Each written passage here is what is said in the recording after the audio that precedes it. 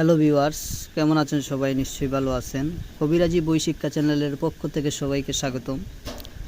আজ একটি নতুন ভিডিও আপনাদের সামনে নিয়ে হাজির হলাম। আর ভিডিওটা অনেক উপকারী। আপনারা অনেকেই জানেন যে ঝাড়ফুঁক করতে হলে এবং বিভিন্ন ধরনের বিভিন্ন রোগ আপনারা পরীক্ষা করতে হলে আপনারা অনেক মুসিবতে পড়ে যান। রোগীর কী রোগ হয়েছে তা আপনারা নির্ণয় না করতে পেরে হতাশা হয়ে যান। তাহলে ভিউয়ার্স, আজকের যে সহজ উপায় আপনারা অতি সহজেই, সম্মানিত ভাইয়েরা, আপনারা অতি সহজেই এই রোগের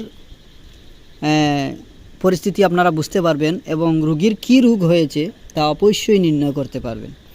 ভিউয়ার্স, ধৈর্য সহকারে সম্পূর্ণ ভিডিওটা দেখবেন, তাহলে পুরো বিষয়টা বুঝতে পারবেন। তো ভিউয়ার্স, আমি আর কথা বাড়াবো না।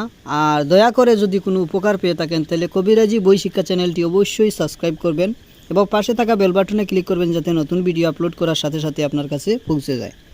তো ভিউয়ার্স, আমি প্রথমে বলবো, আমি স্ক্রিনে একটি নকশা দেখিয়ে দিব। প্রথমে আমি নিয়মটা বলে দিচ্ছি, তারপর আপনারা কাজটি করবেন।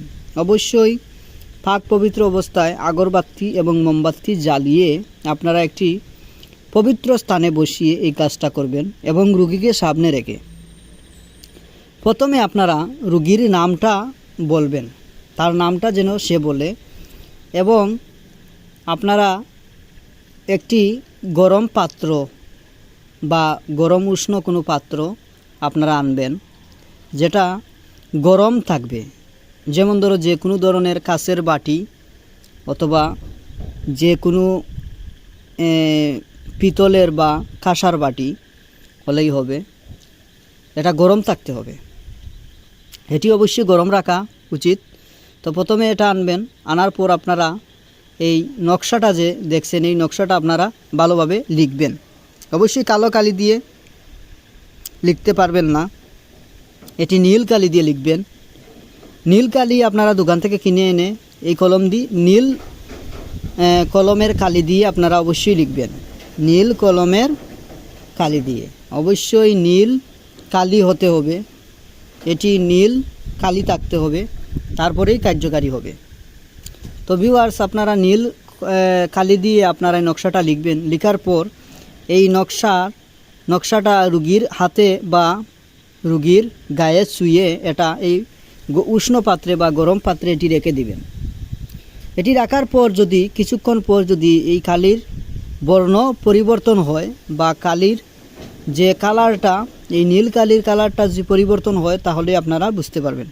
কীভাবে আমি তা বলে দিচ্ছি। এই পাত্রে রাখার পর আপনারা যদি এই নীল বর্ণের কালি যদি কালো হয়ে যায় তাহলে বুঝবেন যে তার কোনো রোগ নয়, সেটি সাধারণ একটি রোগ। আর যদি এই কালির রং লাল হয়ে যায় তাহলে বুঝবেন যে এটি জিনের আচর। আর যদি জিন বা বিভিন্ন ধরনের ভূত বেতর বা প্রেতের আচর লেগেছে, আর যদি এটার রং যদি সাদা হয়ে যায় তাহলে বুঝবেন যে জাদু করেছে। তাহলে ভিউয়ার্স, বুঝতেই পারছেন যে কি বলেছি আমি। এগুলো আপনারা নিয়মমাফিক করবেন, দেখবেন যে রোগীর রোগ আপনারা নির্ণয় করতে পারবেন। এটি একটি সহজ উপায়। তো ধন্যবাদ, ভালো থাকবেন, সুস্থ থাকবেন। আর কিছু বুঝার থাকলে অবশ্যই কমেন্ট করে জানাবেন, আমি বুঝিয়ে দেওয়ার চেষ্টা করব। ধন্যবাদ। জয় শিবচন্দ্র।